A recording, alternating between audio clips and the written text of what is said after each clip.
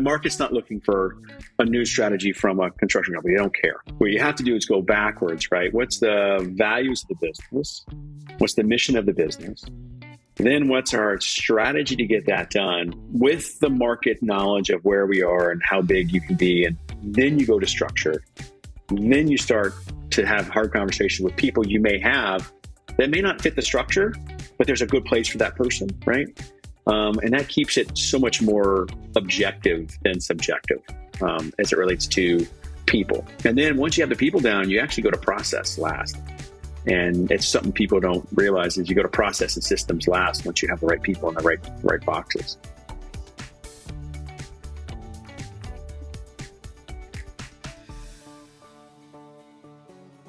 Scott Moss, thanks for coming on Masters of Moments. I appreciate you. Yeah, thank you, brother. It's great to see you. Great to share some thoughts and sit with a hospitality thought leader. So it's going to be fun. I'm trying, but normally when I'm in your office, we're sharing a bottle of wine, which is always a nice treat. Yes. Wine is always fun. So I thought a good place to start would be for you to kind of tell everyone how you ended up at a second generation construction business. Well, that's fun. My dad was a corporate business, large commercial contractor CEO for a publicly traded company. And at 58, he retired, kind of had some differences of opinion about how things should go in the corporate world and how people should be treated. And so he left that business and we started a business. Me, my brother, and my dad, close to 20 years ago. It was just literally a computer. So when you say it's second generation, I would to use a wine reference, it's more like a 1.5, meaning I was here from the start. And to give Schaefer a plug, there's something called Schaefer 1.5, and that's because the son was there really close on to when the dad started the business, and so he always thought himself as a 1.5 generation. That's kind of how I view me and my brother as well. And so the business started. And I was in the construction business, actually the same business he was in. I was a project manager, and at 30, we started the business. And so now I am here 20 years later. We started with roughly, 3 employees and a computer, and now we have 1,400 salary employees and 2,800 hourly employees from here to Hawaii, South Florida, Hawaii. And it's a great story. It's a great story where there's a lot of fathers in the story. When I say that, there's a lot of fathers of success. When we first started, we had four great executives that helped start the business. And we've transitioned on now to where we're Moss 7.0. If you start back when we were Moss 1.0, is way different. But for your original question is, I took a drawing class in college, and I really liked how drawing out a building really made you fall in love with the process of building. And so then I fell in love with building. So still in love with building. Love to build buildings. Love to build solar plants. It's a great profession. I get to work with fantastic developers like you every now and again, Jake. I know. It's interesting. It's interesting that you say 1.5 because I feel a very similar way with my dad. And you and I have talked a lot about working with our dads and building a business. And I don't think a lot of people can understand it unless they've done it in that way where you're building the business together with your dad. So what did 1.5 mean for you? So 1.5 means that you're there from the early onset of the business. And when they say second generation, it feels like there's like this big change that happens in the second generation and the third generation. And it means that there's some sort of transformation when really, there really wasn't a transformation. It's more about a scaling effort, right? If you will. And I'm pretty familiar with your story as well, which is fantastic. And I would call it more about scale and how do you think kind of broader about hospitality business and modernize the hospitality business. And so for me, the 1.5 kind of resonated around how early on Chad and I were involved in the business. And how did you How does it figure? resonate? How does it resonate for you? How does it resonate for Well, you for 1.5? in that way, because I felt like when I came into the business, my dad had built something great that we could leverage off of, but there really wasn't anything for me to do if I didn't create it for myself. And for me, I felt a huge obligation and desire for my own personal needs to kind of build the business with him, because there wasn't a role that I could just step in and be comfortable. Those roles were already done because it was a smaller business. So, how did you figure out with your dad who was going to do what when you're starting a business with your dad? Because, it's your dad. There's a respect thing, there's an age thing. That's great. That's a great question. When we first started, my dad came from a very large CEO role, so he was working off his non-compete, and so there was a lot of positions open when you're starting a business. Right, the marketing department had nobody over it because I was the marketing department, the accounting department, operations. So there was a clean slate. And then as those four really competent executives came aboard, I found myself in a role where I had to help the business be a great business. And so you do that via systems and do that, making sure you have the right thought process on how we're going to do things and what's our rhythm and rigor going to be and how we're going to communicate to, at the peak before we got smaller, we were like 350 employees.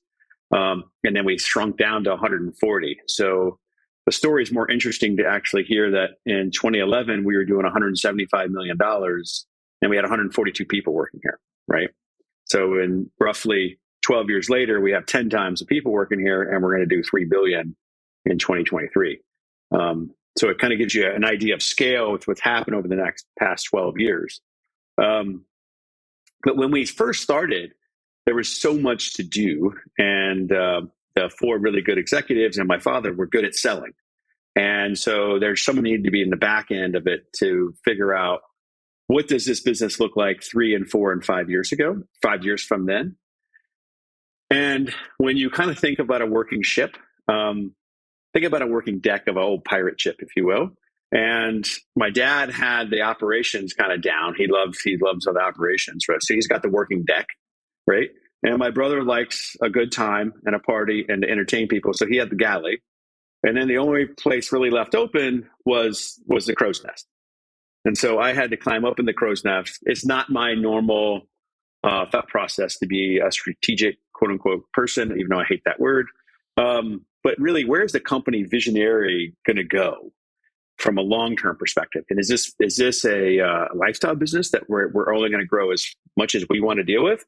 Or is this business in perpetuity? And so we chose the latter. The business is in perpetuity.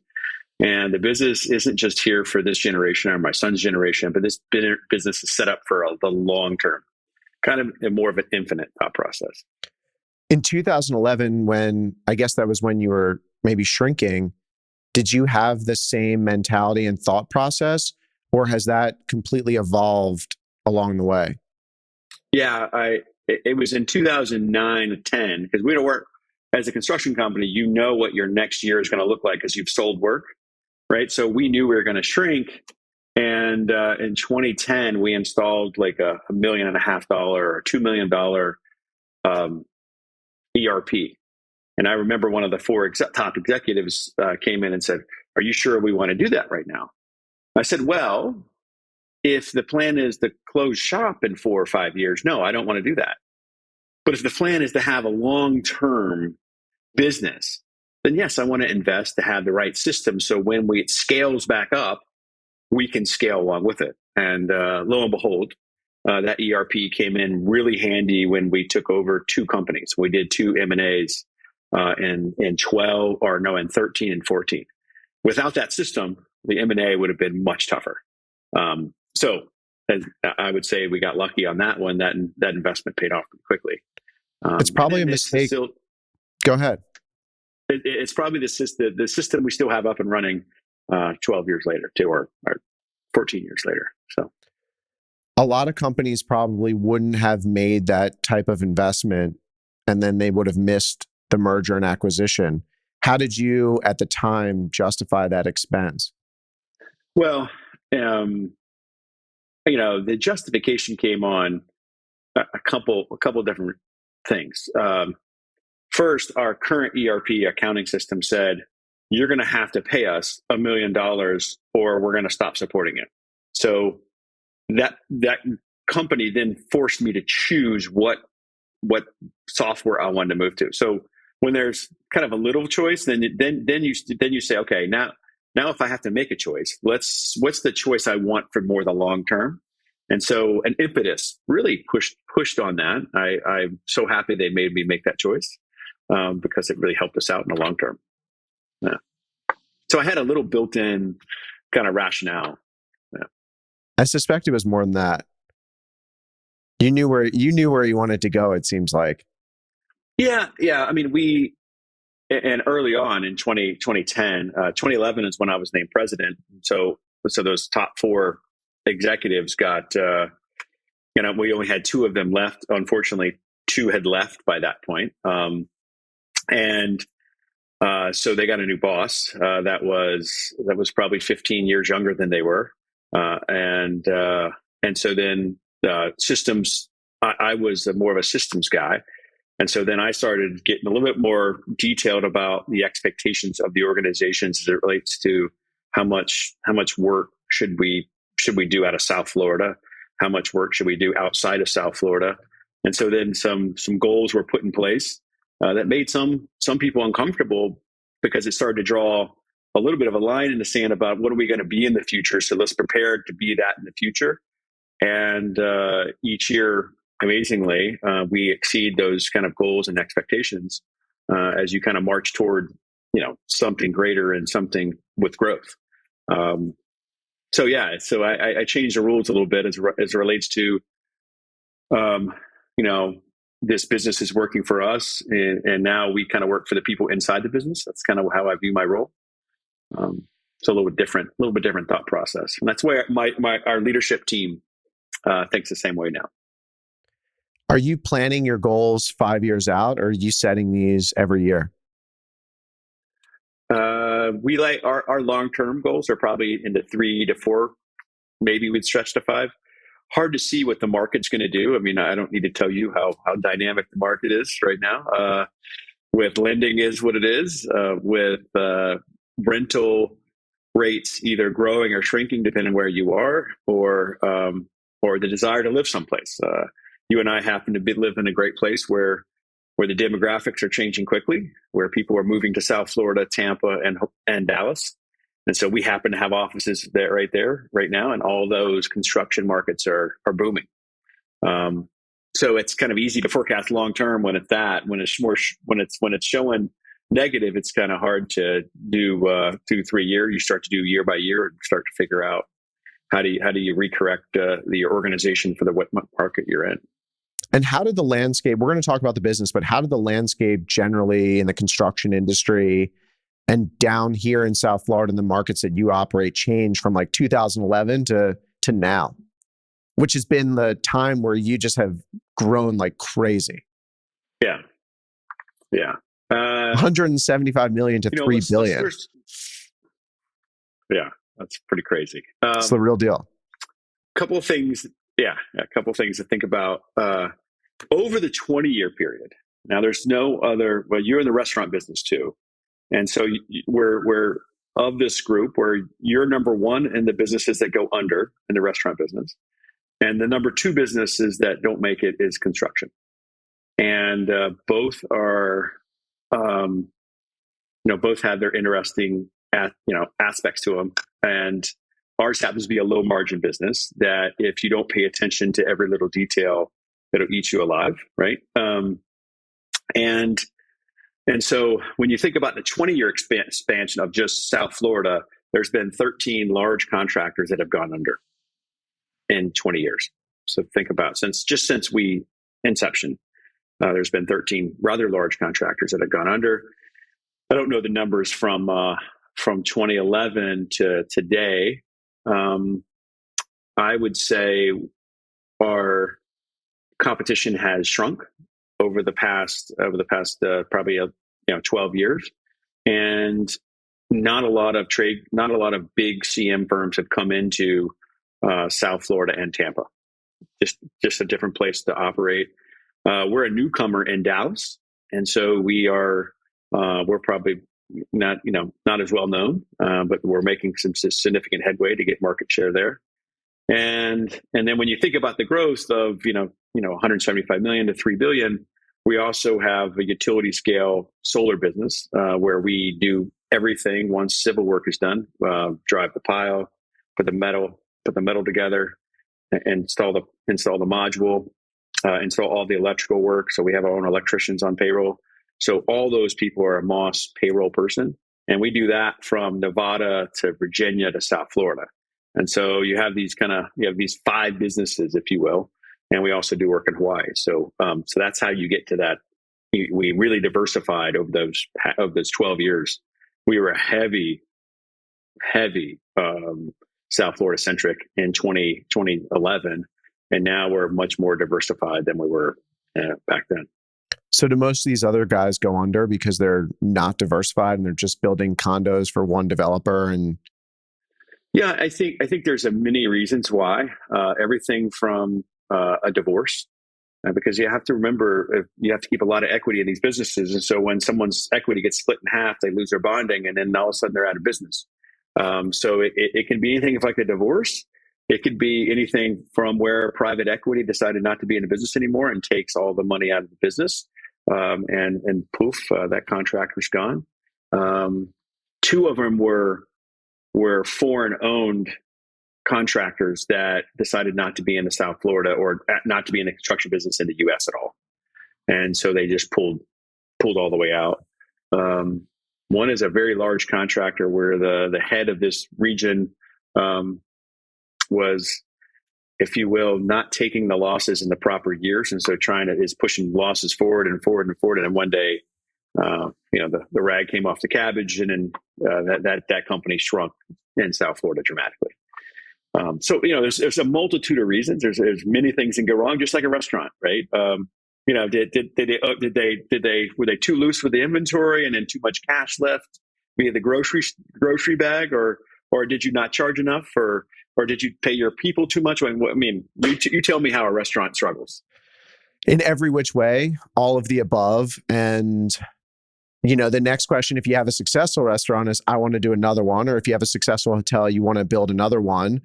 So when you're going into these other markets, how do you identify that that's something you want to be? Take Dallas, for example. Why did you pick Dallas? And what have you been doing to make a name for yourself?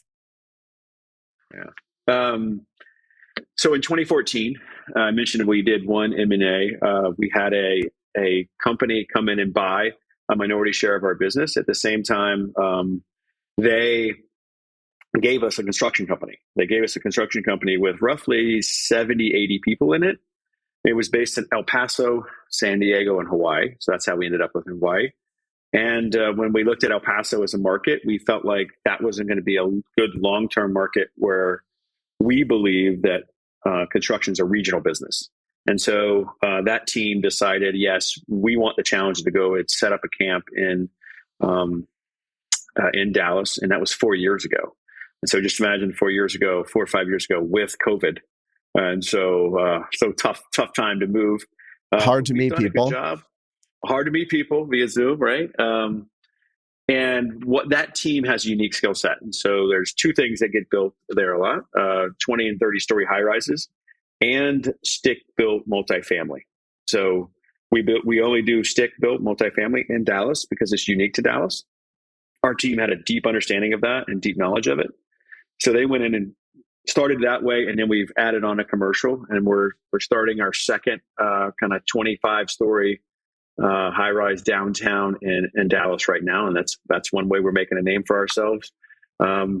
We got the first job because another contractor went out of business, and we were the ones able to stand there and get a bond and get it done. But that's that story on that contractor would be a fascinating business case. I hope someone writes it one day.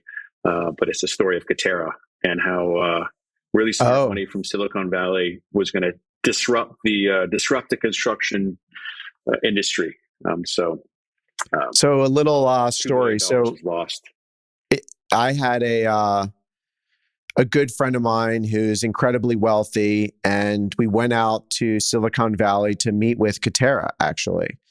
And we sat in this big boardroom. He was thinking about making an investment. And, I have a little bit of construction knowledge. I've messed some things up along the way. I know how to make mistakes. I know the problems. And I also know my good friend Scott Moss. So you've taught me a lot.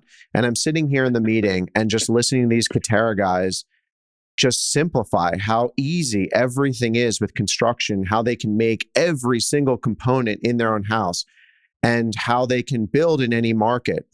And I started asking him questions like, well, what about in Florida where you have hurricane codes and every single, oh, no, that's not a problem. But what about in California where you have all this entitlement risk and you can't just, go online and get a permit? Oh, we have that figured out with an algorithm. And then all of a sudden, boom, they went poof. So what do people then think of you? How do you think your, customers think about Moss?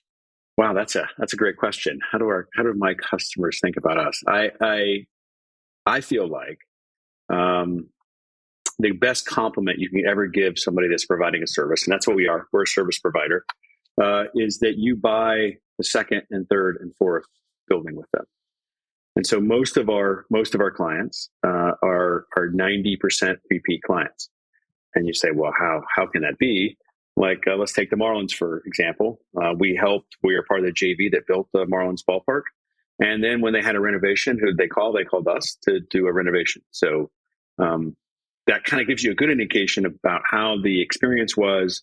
They could depend on the work getting done, and they knew that they were going to get communicated to clearly. So I think that is the most important thing. And in construction, I feel like the schedule is the most important thing, because then that gives everybody the predictability about when they can monetize the asset.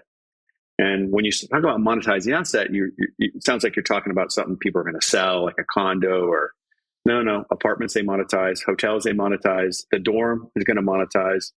They can't teach in a building that's not finished, so they're going to monetize that building. So everything that is a physical asset ends up being some sort of financial instrument that serves a purpose. And so if our team is all about closing, like it's super important to close every single issue so you can close the CEO or the CO, the certificate of occupancy, so then they can use the building, right? So I hope our clients feel like that we have a sense of urgency for their financial instrument to be used as soon as possible. I love that. Every hard conversation is easy when you have a CO. When you don't have a CO, it's not a fun conversation. So one of the worst... then you got to get there. You got to get there. One of the worst mistakes I ever made in business, okay? One of the worst mistakes I ever made in business, you probably know what I'm going to say, is not hiring you for a job. So that I wasn't going to bring that up. That turned out to be... You brought it up. Just remember. I'm opening this door, but along that setup, what are some mistakes that you see developers make all the time?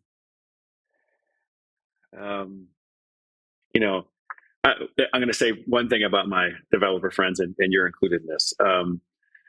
They are amazing visionaries that risk a ton to make these buildings happen.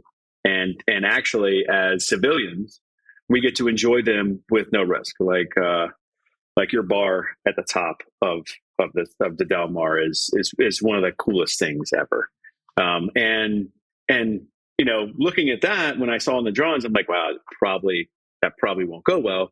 But sure enough, it's one of the coolest places ever. And so I, as a citizen around here, I get to enjoy it because you had great vision, right? And what people don't realize is what it takes to make that vision happen, like all the capital you have to put up, and then all the lawyers you have to meet with, and all the things you have to sit through to get a bar at the top of a building, and no one wants to hear noise, and you have to prove there's no noise, and all that stuff. So first, my developer friends are amazing visionaries.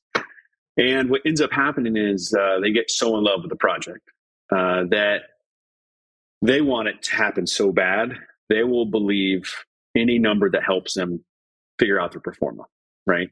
Whether or not that number is a solid number or is a number that actually can perform the work and is invested in the long-term community. And I think that's one of the hardest parts developers have to kind of see through is this person, is this contractor long-term in this community? Are they going to be there for me in a year from now or 2 years from now when there's something wrong with the building? And are we going to have a relationship so they can help me fix it, or are they going to be opposed to me in some sort of way? And so we really focus about our long-term relationship. So with people, with clients, and hope that it's going to be a long-term relationship from the very get-go. And so I think the number one is looking at first cost instead of final cost. Is the first number really a good number, or is it or is this, how much has this team delivered on this final cost locally, right, with repeated success? And then if someone's done it with repeated success, and I do have some really good worthy competition here locally and also in Tampa and very much so in Dallas, that can get work done just as good as we can. And so when you look at that those are the people that the developers should choose from. Also, I think when it comes to making, and it all depends what kind of project it is, but making their mind up in a fashion where it can work with a project is super important. When you change things as you go, it gets extremely more expensive. And what people don't realize is it's like stopping and starting a train, right? So if you stop something for a change order now, you have to build the momentum back of the train. So if the train was going 60, you stop it to 0. Oh man, like that's, now this train has to get momentum again. And then you're like, well, I made the change a month ago. Well, yeah, but we lost a month, right? I mean, and so people don't understand that the train analogy is good. And one time I had a developer stop in the middle of COVID because all of their level, they have a bunch of assets were illiquid, but they had some credit against them. And so those got called because the assets went down in value. And they said, okay, you need to stop building. We're like, okay, that's kind of impossible, right? I mean, it's a huge project. It's a $200 million project. And so then he said, okay, I have cash again, start. And we're like, it doesn't work that way. It's like feeding bird feeders. Like, say you had a full bird feeder for months and months and months, and then birds are everywhere. If you just take that bird feeder away for a month, and then you put up a new bird feeder out there that has tons of bird feed in it, well, you're not going to get the same amount of birds back in that bird feeder, right? It's going to be a little while. So some people think it's just that easy to get talent and momentum back, and it's just not. And then I'd say those are the three big ones, right? Is what's the final cost? Making your mind up early, and then just kind of keeping that consistency on the schedule is so important. So important. When should people really start talking to their general contractor if they're doing a big development? When do people call you, and when should people call you? The earlier, the better you start the relationship. So then you can kind of see the thought process of the organization that you're working with, and so I would say as you have your first set of DDs would be the latest, and those are design development drawings that we can start looking at constructability. And so people don't get too far down and too far in love with some sort of detail that they love. And so then you can say, okay, that detail's fine, but it's $2 million on your building. And does that work with the rents you have, or does that work with a condo? Does all that stuff work? I've had best in class owners that sat in a cold, dark room with our virtual design and construction team for a year, working out every single detail. And I think there was less than 200 change orders on a $175 million job, which is just crazy amazing. Great client. Does that end up being design build? No, not with a condo. That happened to be a condo.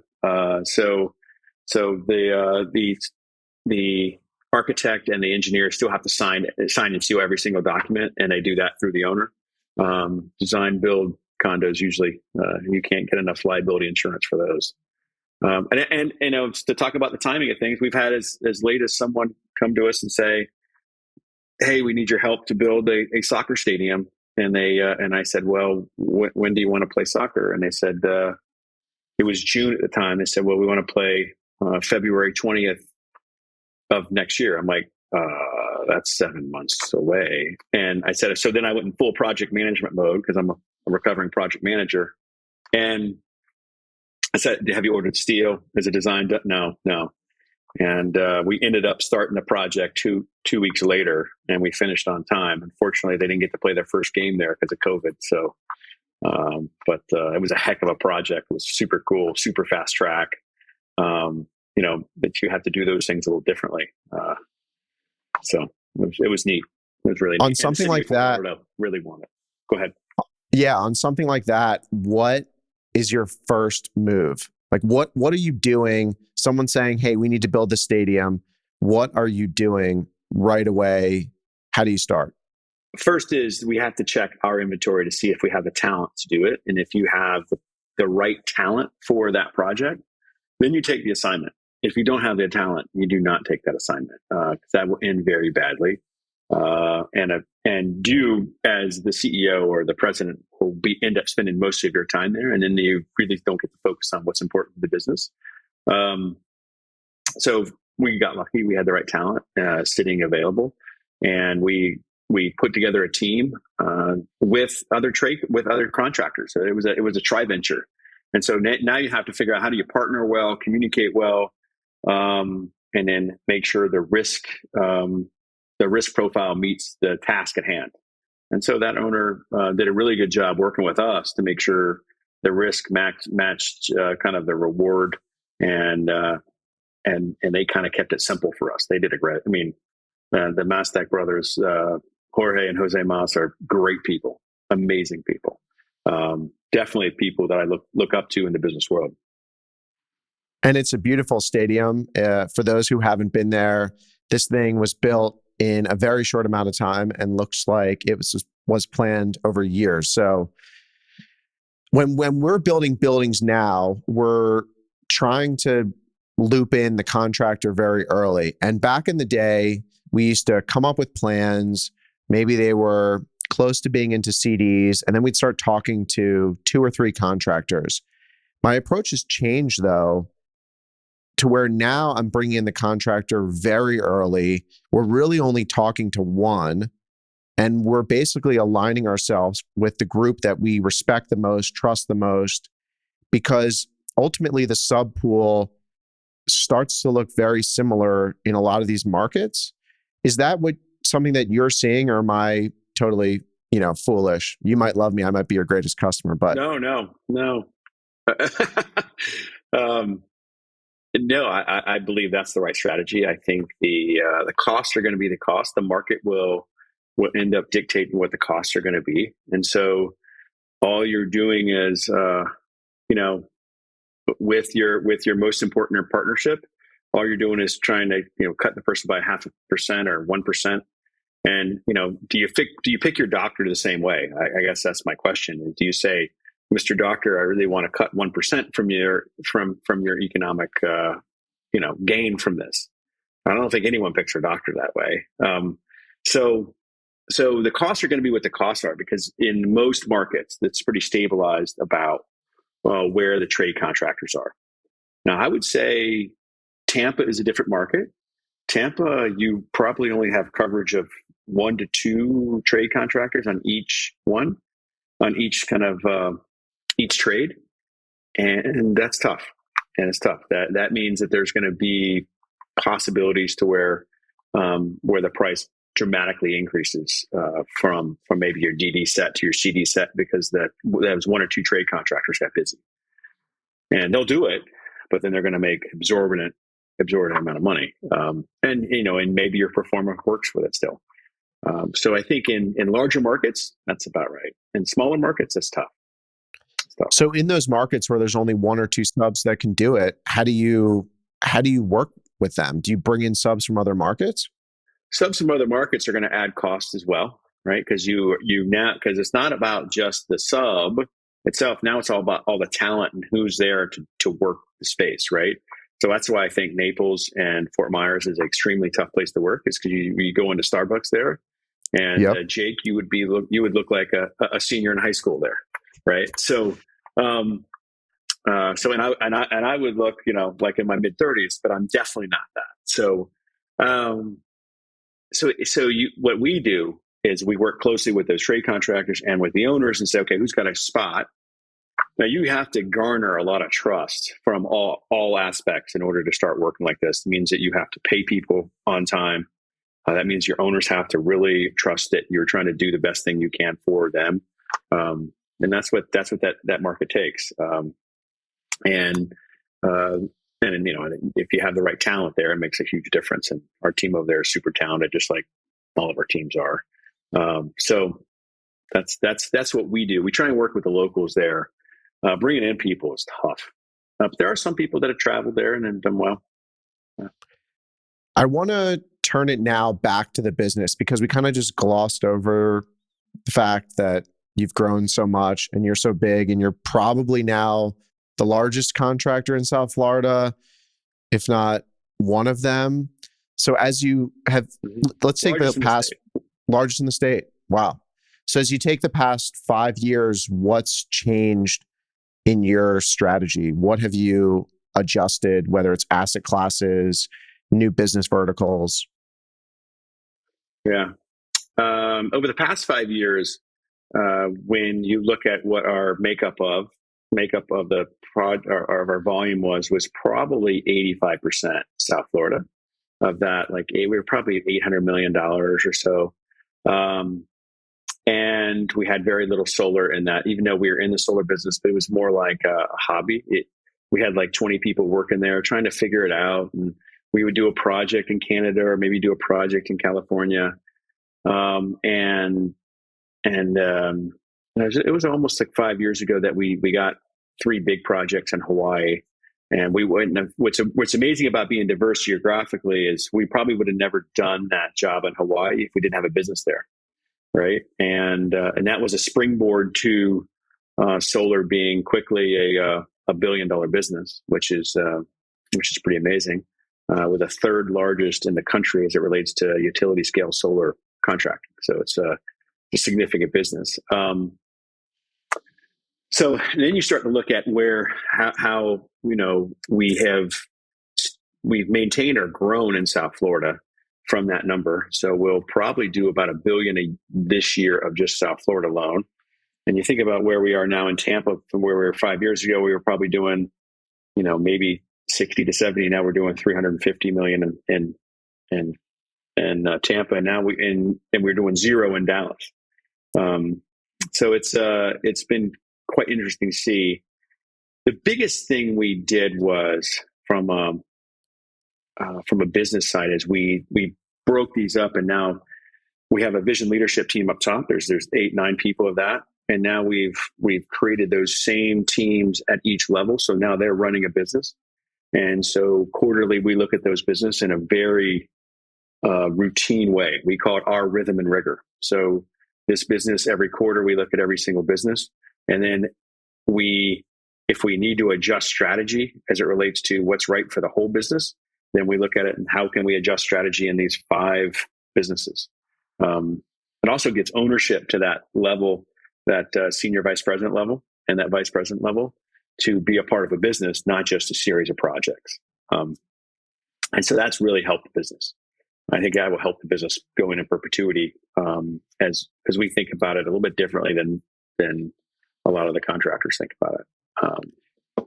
So I think that's the biggest the biggest change. And now we do focus on diversity. Like right now we just got a huge airport project at Fort Lauderdale, and we try and keep a balance in between public and private sector work for times like this when interest rates are going up and inflation's going up, and the people that have the money happen to be the people that have been collecting taxes for the past 5 years.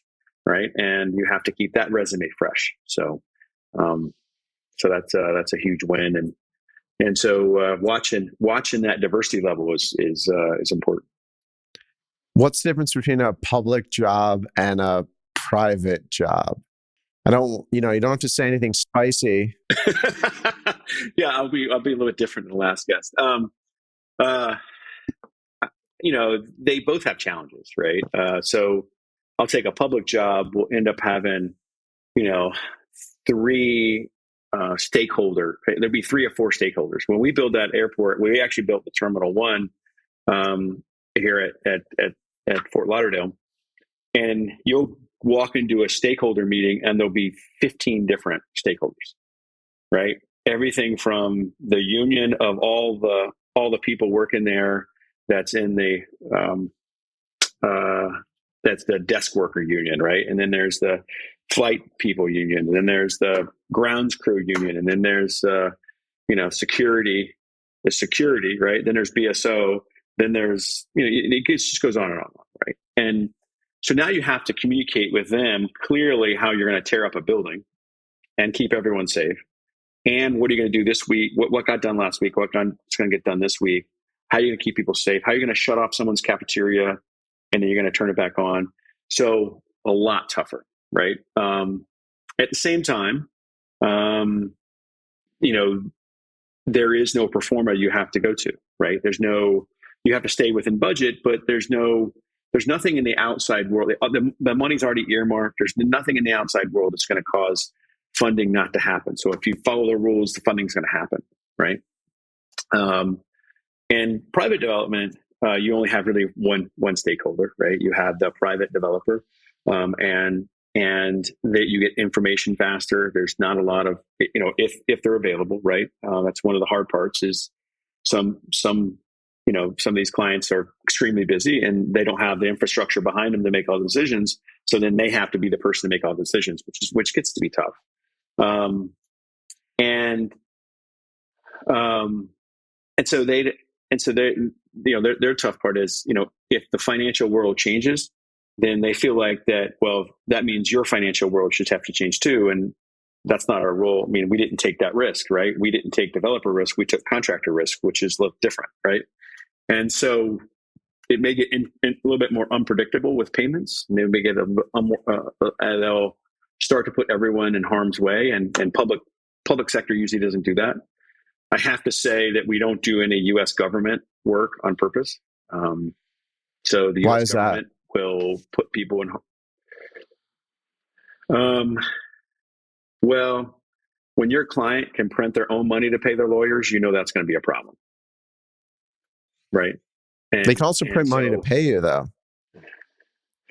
Well, they rather at some point print money to fight with you, and once they do that, that's tough. I think the second toughest client would be a newspaper company or some sort of print company that has ink in their arsenal. So that's tough. I think U.S. government's tough, and also they have all these rules that you have to comply with that are just so tough. But there's some people that have made it figure out how they work, but I don't think we're there yet. So. Going into COVID, my company culture was definitely really weak, and you were one of the people that I sought out to learn from and seek advice from to grow my business. Not only the relationship between certainly father and son, but also in a business that was growing very quickly and needed to rely on people to help do it. My culture was pretty weak. And I'm fascinated by your Vision Leadership Council. Can we talk a little bit about what they do, what kind of people sit on that, and then how that sets the goals and strategies for everyone in the company? Yeah, that's fun. Thank you for asking. That's a compliment, number one. I really do appreciate that. And there is an old saying that culture eats strategies lunch, and I feel like that can definitely happen if you have the right culture. It doesn't mean you can ignore strategy and ignore everything that has to happen there. It just means it's really hard to do it with people that aren't aligned as it relates to what's important and what's not important. So the leadership team is made up of 4 presidents and 4 chiefs. And so that is chief legal, chief information, chief human resource officer, and chief financial officer. 4 presidents are, one has solar, one has South Florida, one has Tampa and Dallas, and then one is a scaling officer.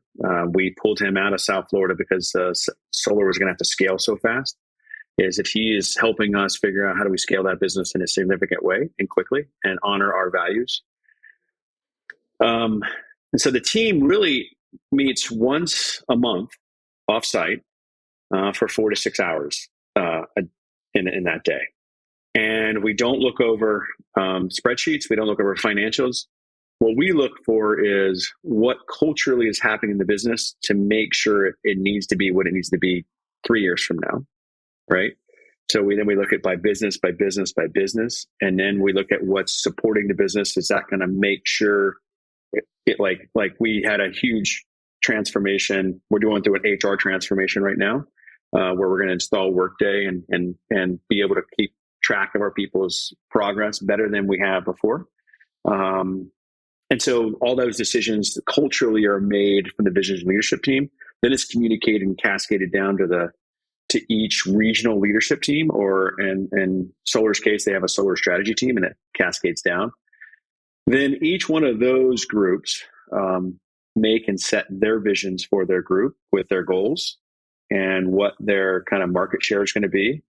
And then if the market share is going to be that big, then how big of an organization? So we first start with strategy, then we start with structure. And then we get to people. A lot of time what people do is, and this is one of my favorite mentors, she taught me this. Sometimes they start with people first, and then they figure out what the structure is going to be, who's going to report to who, and then we're going to go out to market with our strategy. Well, the market doesn't care about your strategy. Like the market's not looking for a new strategy from a construction company. They don't care, right?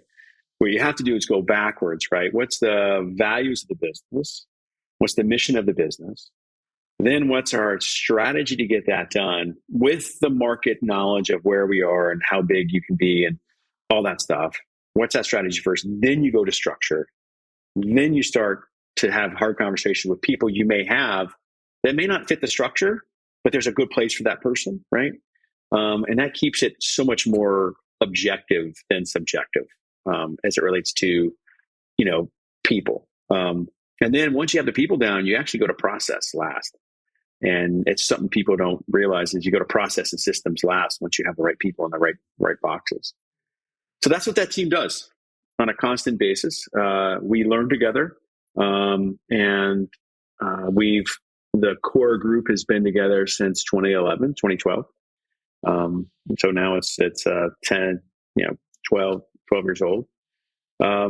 If any, I don't know if members or people listening are in YPO, but we start that 4 to 6 hour meeting checking in with each other in YPO fashion. We do exercises to make sure that we show up as human beings and not just human doings. And so there's some deep relationships that are built that are built at the vision leadership team and at the strategy teams. So it's a lot of fun to be a part of. Okay, so what does a check-in look like then? You're checking in with someone's personality and their family, and then you're kind of turning to the business side? Most of the time we check on them personally, professionally, and family. And, we ask them to give a number to it so we can understand where they are. And if they have a 3-minute check-in, that would be great. Once a year, we do the Wheel of Life, where each one of these is a where are you at spiritually? Where are you at vocationally? Where are you at money? Where are you at energy? Where are you at physically? Marriage, family. So then you kind of see how odd shaped your wheel is, or maybe your wheel is in balance. And that gives people a perspective of when you're talking to them, and when you check in that way, you know where they are mentally. So if someone has maybe a sick child, right, you know that person mind is someplace else. So you need to give that person some deference and care for where they are mentally, right? Or maybe they know that they have a tough job and that's where their mind is, right? So you need to give some care and deference for where they are there. At the same time, and what it also does is it makes everyone realize that everyone's got stuff. Like no one's living a perfect life, right? And so everyone's got stuff. And so the more vulnerable that group gets, the deeper their relationships get and the more care they have for each other. And I would say the biggest thing we're doing with those check-ins is we're building this level of trust, which is the basis for all great teams. And I'm a huge Patrick Lencioni fan. And so it starts with trust, because then what the next thing we go into is what you talked about is we're going to the business. Now there's going to be some conflict, right? I may believe it should be done one way. You may believe it should be done another way. And so it's really, without trust, conflict is politics. And we just don't do politics, right? So without that deep layer of trust, you got to have conflict, because then you have to move to the next stage, in which that's commitment. And so when that team of 9 walks out of the room, we're all committed to exactly the play we're running, and everyone's singing off the same sheet of music, right? And so then we can hold each other accountable. If someone doesn't run the right play, it's fine. We just hold each other accountable, and then eventually that ends up the results. And this is what I think, publicly traded companies have a really hard time. I don't know how leadership does it there, because, publicly traded companies start with results, then they're going to hold people somewhat accountable. Someone's getting fired or promoted, and they really never get to commitment, right? Because it stops right there, right? When you kind of think about the triangle. And so they never get the trust, right? And I can't imagine what it's like to lead some of those companies. It's got to be tough. But they figure it out. So that's what we focus on. It's that trust, then conflict, and commitment. And, fortunately, I have to do a lot of accountability, and the results kind of happen. So, in your role, inevitably, maybe trust gets broken.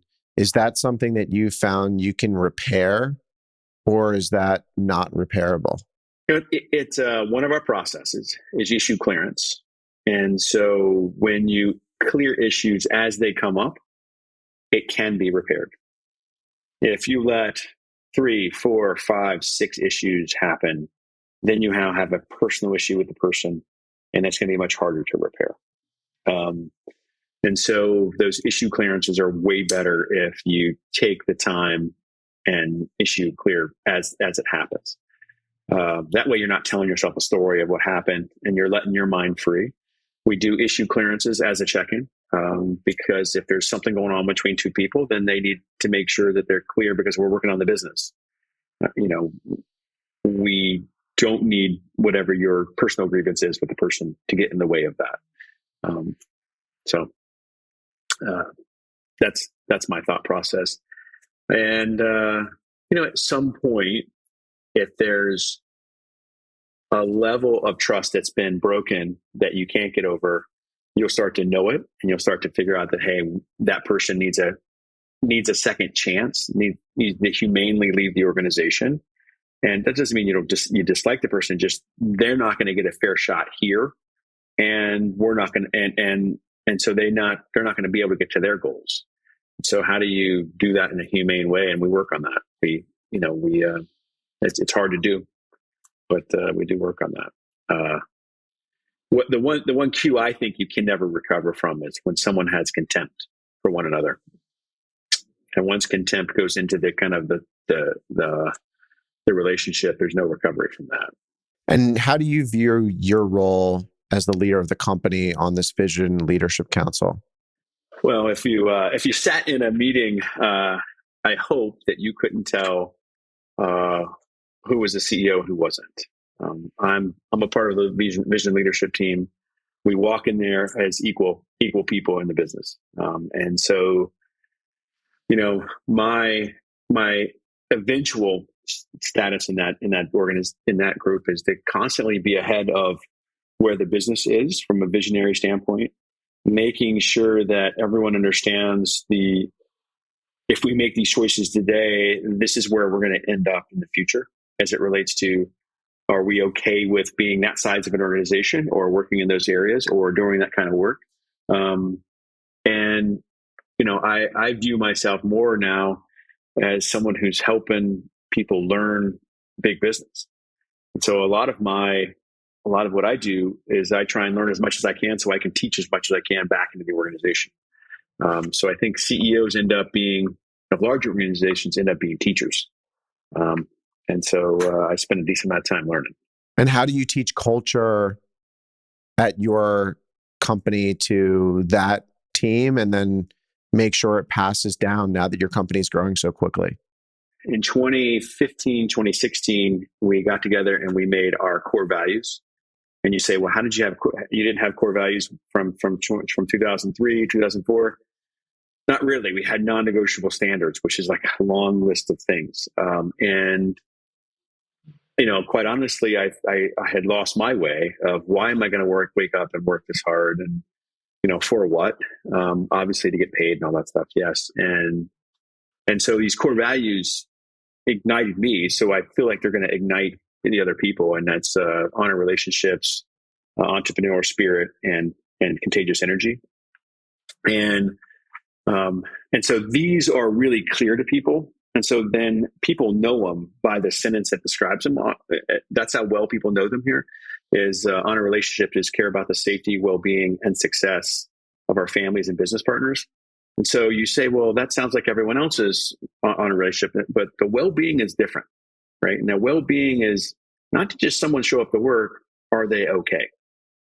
Mentally, are they okay? Can they do the tasks they need to do today? Can they be present? And is it, it's a holistic kind of approach to caring about people. And in our families and business partners, meaning, you're not just thinking about the people inside this company, but you're thinking about everybody you touch, right? So and then, when people are doing it really well and they go just maybe a little too far, hey, I really helped out this person. Okay, that's great. You did. Maybe a little too far help, but fine. We're good with it. Entrepreneurial spirit is overcome challenges, embrace opportunities, and innovate. And so when people ask, are you always going to grow? Entrepreneurial spirit says that you embrace opportunities. If you're going to shrink, you have to unembrace opportunities. So the more opportunities we get, the more we're going to end up growing, which then honors relationships because it gives people kind of a career path here. And then lastly, contagious energy, which is an ode to my father. If you spend any time around him, he's got tons of energy for a 75-year-old man, and he's always upbeat. And so and it's described in a very simple phrase: work hard because you're in construction. It's going to be long hours. Be nice and have fun, right? And those three kind of really help people realize that you can be nice to people in this business, which I think some people miss out on sometimes. And so those three end up kind of summing up who we are, which goes to our core purpose. And our core purpose is empowered to create the exceptional, meaning each person is empowered at their level to create the exceptional experience for the client, for the people they work with, or for trade contractors. And it doesn't mean you give away money and all that stuff. But you create you make it exceptional for people, and you get more and more people on board with that vision. So that helps kind of having that framework really clearly, that where I can say it in 2 minutes. Then it's repeatable. It's repeatable, right? So that's how we broke it down. Then it's a constant reminder of how we behave. We haven't had to change it in 7 years, so I think it stuck. It took 6 months to get to those words, though. I mean, it was hotly debated. Every the and a was hotly debated. They're beautiful. I love it. It's people underestimate how hard it is to come up with your values. In fact, like when we were going through all these cultural issues during COVID, we came up with our mission and vision, and we still don't really have values. Like I think I put values up on the website, but I kind of just, made them up as a placeholder. What my next main focus is creating these core values, because I actually think it's way important than the mission and vision, because these are what the people in your company are going to use to make decisions and act and approach problems and solutions, way more so than I want to be the greatest hotel company in the world. Yeah, bingo. And when people are forced with a decision, those values will end up really informing them what's the right decision to make, right? And then at what point do I need to push this forward? And then what it'll quickly also, people will self-select, which is great. Which is great because if you're attracting everyone, you're attracting no one, right? And so the people that are on board for these values will live them and breathe them because they feel honored they get to work in a place like that. And that's huge, right? Because now you have a person that's going to use these as their value set to make decisions. That's great. I agree with you. If you need help, brother, let me know. I'm coming to you. No doubt. You've helped me in so many ways. That's fun. Maybe you can inspire me with this other, where I want to go to next, because it seems like in order for you to have built this big company, you figured out the right cadence. You meet monthly with your vision leadership team. What meetings are you attending on kind of a daily, weekly, monthly basis to make sure that you have the pulse of the business without just being in meetings every single day? Like, I know you love me, but I don't know that if we were building a building together, you'd be at my OAC meeting. No, I would not. I actually got asked this question today from a developer. And yeah, it was fun. It was kind of fun because he was an old contractor that ended up becoming a developer, and then they sold the contracting firm, and now he's just a developer. And now he's like, how much are you involved in these businesses or in each one of these projects? I said, well, there's 70 going on, so not much. And the idea is that you have to empower the people that work with you, right, to get to the spot to where they're making the decisions. And then you have to have the systems and the cadence to really look at the decisions from a long-term basis. Now, there are some deals I end up sitting in when we're crafting the final deal where they want to meet someone that with the last name Moss. And so I'll sit in those final negotiations and discussions. And I tell them, I hope I'm here for two things, the groundbreaking and the ribbon cutting. And if I have to if you want me to walk the project with you, once a quarter, I'd be happy to do that. But most likely, the team that's here taking care of you is empowered to make any decision that you need, and hopefully, they do exactly that. Now, if there's an issue, we always run to the fire.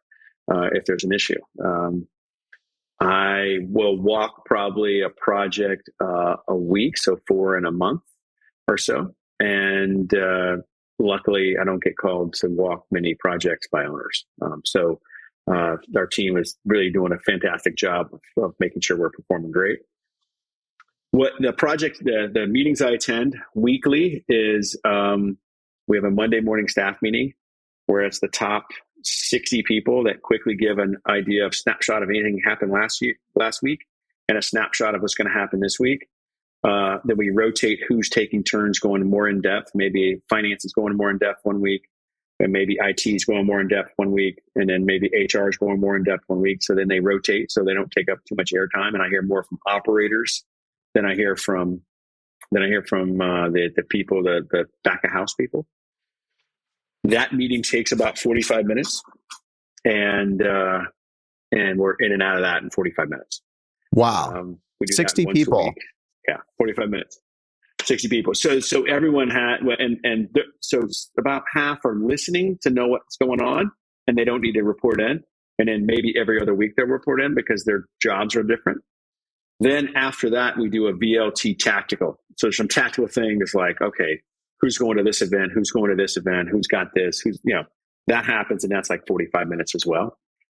So the first hour and a half of Monday starts, and then I don't attend anything else weekly. And then once a month, vision leadership team, once a quarter, QBRs. And then I do a CFO update or CEO update for anybody that wants to get on Zoom. And so I give them a quick snapshot of the business for 20 to 30 minutes, and I answer open mic questions for 700 to 800 people for as long as it takes to get off the phone, to get off Zoom. How often was that?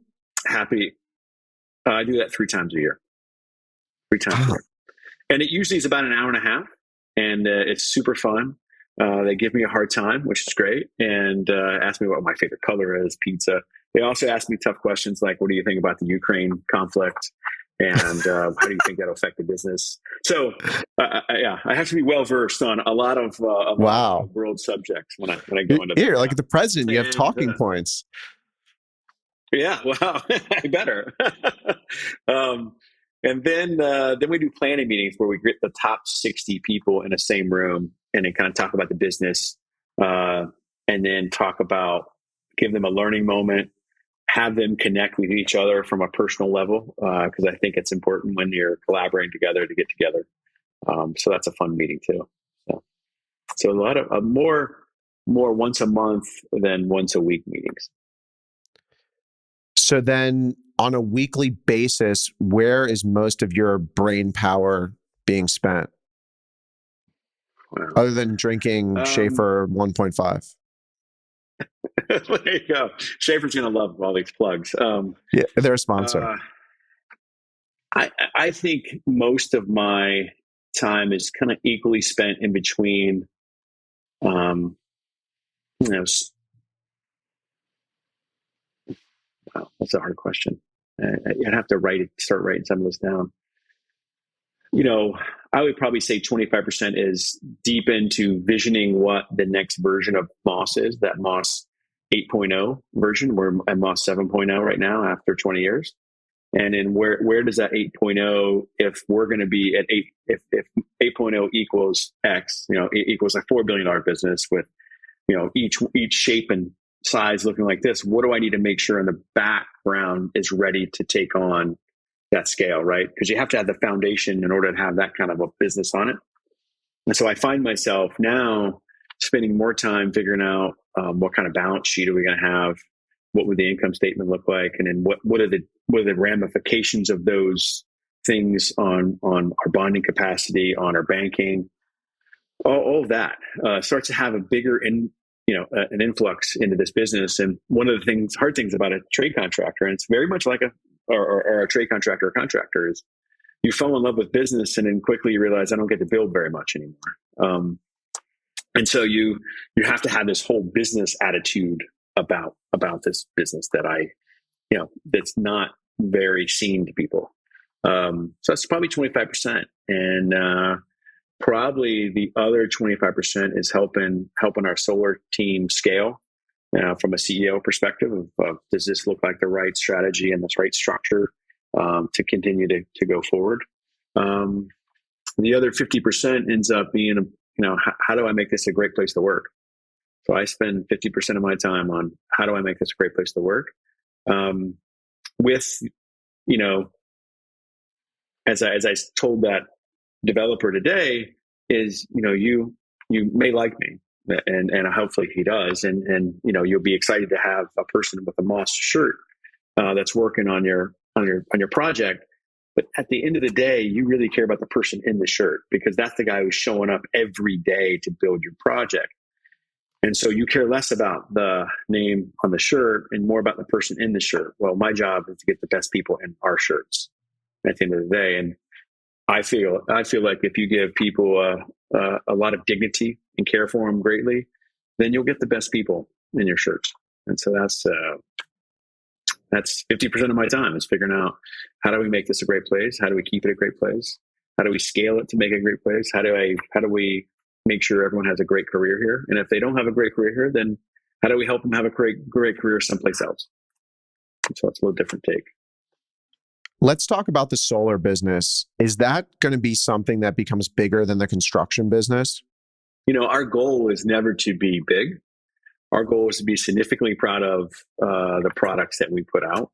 And if our people with entrepreneurial spirit make it grow because they've embraced opportunities, then we're in on that. We, as a contractor, you're only the tail, right? The dog and the demand is by something else. And so when you look at the demand of solar, and the world has a significant appetite for solar. And I've read a couple of articles from The Economist about how this latest conflict in the world is driving green energy quickly. And it's and also this latest Inflation Reduction Act has fueled on, sorry for the pun, fueled on even more to the demand of solar. And so if we had access to more panels right now, the demand for solar would probably be 3 times as much as it is today. But right now, we are trying to figure out which panels are good out of China and which panels aren't good out of China, as far as it relates to the auction case that puts on a 240% tariff if the wafers came from a certain part of China. And so they have to figure that out over the next year or 2 years. And once we figure that out, with how much money has been put in the IRA for solar, we can see that business triple in the next 3 or 4 years. And so if that is the case, then the markets that we're in would probably not triple as it relates to CM. And so there's a possibility that business could be the same size or bigger than the CM business. And it makes no difference to us at the end of the day if it is or isn't.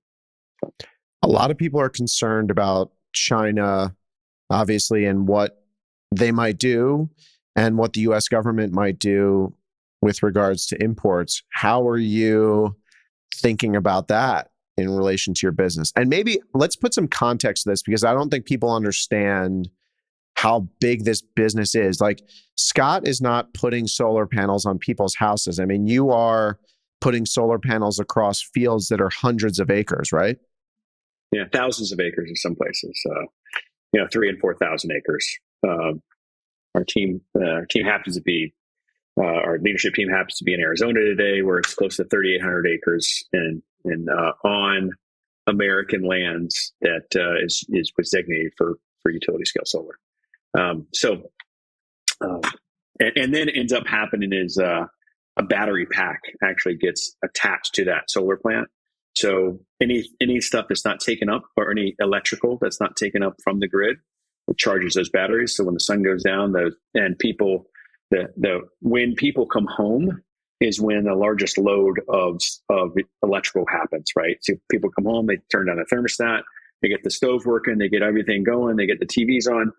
All that surge happens in, and that's the sun's going down at that time. So that you need the batteries to kind of boost people's power to, from 5 to 8 as they do wash and they do everything else. I never thought I'd be in a business where I have to watch geopolitics, but now I watch geopolitics pretty closely.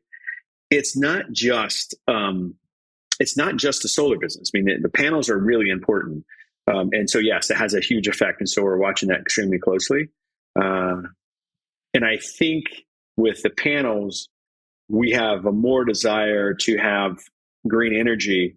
So we're not going to mess with that issue. 80% of the panels come out of China. Now, over the next 3 or 4 years, we're going to be building our own panel manufacturers and wafer plants. So we'll see how U.S. does that. But China has been kind of keen to keep all of those tools to build those things on their side of the pond, right? So we're going to see how this kind of works out. So more to come. And so we watch it closely. And we know that we'd have to massively scale down that business if there's no panels to build, because I think 7% or 7 or 8% comes from the U.S. So there's really no solar generation constructing going on if there's no panels from China. Then if you look at the broader construction business, most of your elevator parts, most of your electrical parts, a lot of your plumbing parts, all that stuff comes from China, right? Or a vast majority, let's just say. And as we're onshoring here, chips really fast, chip manufacturing, which I find really interesting that we're going to build a bunch of chip manufacturing plants. And I'm like, well, at 3.4% unemployment, who's going to work in a chip manufacturing plant? I mean, you could build it, and where are the people going to come from? So I think immigration will be the next hot issue that someone's got to solve. And so I look at the China relations as very, very key to the overall economic success of our business. It's very something I track a lot. Both businesses. Both businesses, yeah. Yeah, without material, it's really hard to finish projects. Any kind of So you, I don't really want to, I think solar is almost like a platform shift. Like you were early to that movement, to that trend. Are you seeing anything else in kind of your verticals, your industry, your area that you think is a big shift that's happening right now in construction or energy utilities? green hydrogen. Maybe the only thing I would say would be a platform shift, and then what you have to have with, because these green hydrogen plants take a ton of electrical, is you have to have a solar plant kind of powering the green hydrogen. That's the only way to kind of get the net zero on that. Then that store of energy, because it ends up, or a decent amount of it ends up liquidating from, oh gosh, the word name just escaped me, but it goes to liquid state. And so they can transport that energy. And it's green, something that would burn green. And so I think that's a huge shift that will be interesting as we try and export power to places like Europe that's going to have expensive power. And I think Europe has a bigger challenge than we do, because a lot of their manufacturing has had cheap power for the past 20 years. Now they're looking at very expensive power for the next 20 years. And so how does that manufacturing keep happening there? So that's going to be an interesting geopolitical issue too. So if we can, as America, can be a great exporter of power, if we can get green hydrogen right, I think that's a pretty big shift that can happen. But I think a lot of people. I think there's a lot of trends out there that I don't necessarily subscribe to. I think people love prefab. People are in love with the idea of prefabbing. I think it has a lot of challenges, and people will underestimate the amount of CapEx that has to go into projects that are prefab, and they don't realize you have to pay for the factory. Once the factory's finished, and if the factory's not busy, someone's got to pay that bill, and then someone's got to pay the workers that are skilled. And it's a prefab. I think is a very tough economic model in construction. A lot of people are doing it in hospitality prefab. They're like doing bathrooms, or they're building whole hotel rooms, and they come in almost like a container and they just stack them up. One group I know in California just did it, but you think it's more of it'll evolve back to traditional construction? You don't think that's a permanent trend that's here to stay? Well, how many hotels have the same standards? Well, my view, honestly, is that standardized commodity hotels are actually really going to start to fade away. I mean, you're always going to have these transactional kind of, it's almost like workforce housing, but real hotels that generate the big amount of the cash flow that people care about are not standardized at all. In fact, the bathroom's not standardized, nothing's standardized about it. Yeah, so it's really hard to do it when you don't have a standard set of kind of criteria, right? I think hospitals, if you start to build a lot of hospitals, it makes a lot of sense. We have built prisons that have been modularized, and that really works. Just the hard part is you have to pay the exorbitant cost of all that CapEx that's sitting there ready to build a prefab something. And someone has to absorb that CapEx somewhere, because they can't do it for the same price with a guy who just brings in materials and puts it together. It just can't be done. So you're going to find some of that stuff in San Francisco and New York, where wages have gotten so high that it makes sense to prefab stuff. It just doesn't seem like it works in our markets yet. One of the big platform changes, I think, is demographic change. Like how many people are moving to the areas that we happen to live in and happen to be in. It's just fascinating to see how much annual income is moved from one area to the next area, and what's the dramatic shift that's happened. And I think that's one of the reasons why our markets stay extremely high. So are people going to keep moving to condos and apartments, or do you think these single family rental models are going to absorb a lot of that growth? Right now, we're doing 2 single family rentals in Dallas. I don't know if they work in South Florida because the land's so expensive. And the only way you can get the return out of it is you build density. And so I think in South Florida, the people will be moving into rentals or condos, right? Because that's the only way you can get this many people piled into here. Tampa, I think, is in the same spot too. They don't, unless you go north and south of Tampa a good bit. It's really hard to do single family rentals, and so the density is what ends up driving that. But in Dallas, it's working, and that's a whole new trend. And we have 2 or 3 clients that are doing that, and seems like it's written out pretty good. Some fascinating numbers about like 60 to 70% are women that end up renting those, and 70% are pet owners, right? Because you think about having a pet inside of an apartment, like, wow, that's a pain. Every time you have to go to the bathroom, you have to walk downstairs in an elevator.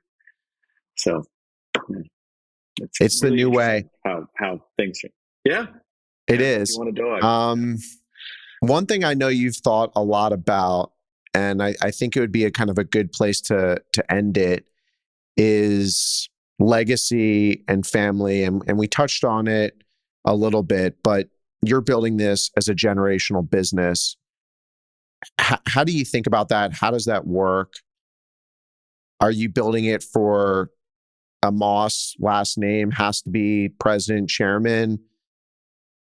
Or are you not thinking about it that way? Or do you not want to answer? No, I have no problem answering. My job is to make sure a leadership team can communicate with a board about what's important to the business and where it's heading, right? And I think I have that leadership team kind of totally intact right now. Then you have to have a board willing to listen and understand what the leadership team's saying and help the leadership team make the decision, make sure that they're making all the right decisions from a board perspective. And so I'm halfway there on that as I continue to work on that. And then at that point, a Moss doesn't have to be sitting in the seat. Like the leadership teams, not just the top one, but all of the other ones will start to be trained in this fashion to communicate up what's important. And then that way the board can say, yes, that makes sense, and then continue forward, right? And then, the hope is my son or my daughters get to do whatever they want to do. And if their hope and dream is that they want to work inside the business, then they have to do all the entrepreneurial spirit, the contagious energy, and honor relationships just like everyone else. That usually means that you have to be in the finite, this business. You have to understand the day-to-day of the business, because you don't want to be sitting at a level inside the organization that doesn't know the finite, and you start making these decisions that affect the finite, unless you know it. So you can tell I'm a big Simon Sinek fan. And so if that's one of their choices to do that, I would love for them to work in the business, because it's a beautiful place. There's great people here. At the same time, that contagious energy means you have to work hard, be nice, and have fun, right? And that's someone from last name of Moss. It does not matter. You still have to behave in those value sets. So, unfortunately, all my kids are awesome. One is studying at NC State in fashion and textile management. She's going to be working for Derek Lam this summer as an intern. So, yeah, that's kind of cool in Soho. And my son is a construction major at Santa Fe Community College, wants to transfer into the University of Florida and graduate from there. And then my daughter is an artist. My last daughter is an artist. And so she would be a great salesperson, though. She's really awesome. So good times. I want to end with one thing. I've been studying with Boris. Did you have Boris Groysberg at your OPM? Yeah. So I actually went with you to an event. So Boris is a Harvard professor, and that's what Scott is referring to. So tell me. Each year I go to Harvard YPO, and he surveys us as a group, and he surveys us as teams. And what he is getting after Harvard has done all this research about what is good what are the four most important things for sustained business success? So I'm going to read them to you. One, a clear, well-communicated strategy. Two, simple structure, easily communicated. Three, consistent execution that meets the customer expectations. We can unpack that one in a second. And then four, connect strategy to culture, right? And if you do those four, those are sustained. And then you have to have one of the last, you have to have either a great leader or superior talent, driven innovation in your industry, or develop strong mergers and partnership capabilities.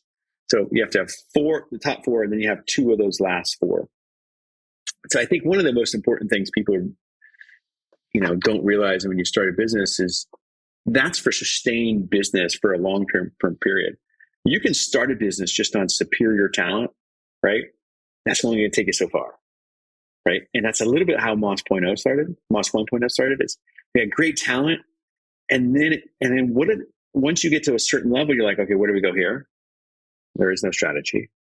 There's really no well-communicated structure, right? And so those four simple things, right, will really help entrepreneurs think about, how do I have sustained business success? If that's what you want. If you're playing an infinite game, if you're playing a finite game, get some people together, run up some revenue, and sell it, right? And that's a strategy too. And there's no judgment in that, right? That's one way to go. So that's one of the things I had kind of sitting here. I thought I would share with you, and Boris is awesome. So, well, you're awesome. You're at a whole nother level. Okay, so of those four things, this is the last question. What was the turning point for you? Which one do you think had the biggest impact on where you are today? Wow. Connecting strategy to culture. Right. I think once you get people connected into those values, and then you can clearly tell them what the strategy ends up being, and everyone knows what play to run, it goes amazingly. And then you have somebody who's joined your organization for 2 years can tell you exactly what the strategy of the business is. Just imagine how they can make a difference in your organization. And they're not sitting at the top level. Maybe they're middle management, but if they can tell you what the strategy is in the business, they can help every day. Hugely helpful. Amazing. I ask all of my guests the same closing question. I'm going to ask it to you. You're a man well-traveled. I don't know, maybe you know it, maybe you don't know it, but what is your favorite hotel? The Palace in St. Moritz. The Palace in St. Moritz. In the winter or the summer? Summer. Okay. You might have given me my summer travel idea. Here we go. Oh, the hiking is insane. Hiking in Colorado Rockies is beautiful. This is next level stuff. Next level. And the people are super nice. Yeah, I would definitely go and check out the Palace. It's a beautiful place. Scott Moss, thanks for joining me on Masters of Moments. I appreciate you. It's an honor to be here, brother. You have a good one. Hey everyone, it's Jake here.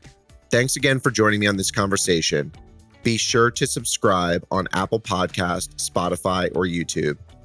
Lastly, don't forget to follow me on Twitter @JWurzak. I'll see you in the next episode. Jake Wurzak is the founder and CEO of Dove Hill Capital Management. All opinions expressed by Jake and his guests are solely their own and do not reflect the opinions of Dove Hill Capital Management. This podcast is for informational purposes only and does not reflect or represent real estate, financial, or investment advice.